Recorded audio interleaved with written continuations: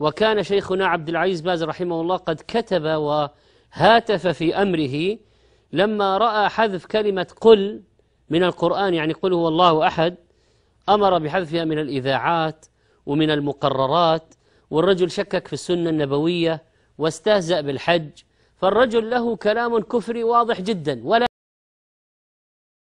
لم ينشر توبة منه، فقتله وسفكه للدماء ظاهر.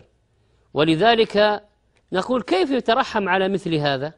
والحمد لله الذي أهلكه وخلص المسلمين من شره، بل إن سجود الشكر لمقتله ظاهر وأدلته واضحة. ولما جاء قتل مسيلمة للصديق سجد، ولما رأى علي ذا الثدي في الخوارج سجد، ولما جاء مقتل الحجاج إلى الحسن وغيره وطاووس سجدوا شكرا لله وقرأوا قول الله فقطع دابر القوم الذين ظلموا والحمد لله رب العالمين. إذن ينبغي أن نضع الأمور في نصابها وأن نكون واضحين في هذه الأشياء، والذي لا يدري يسكت، الذي لا يدري عن الحقائق يسكت ويكل الأمر إلى الله. طيب الأخ عبد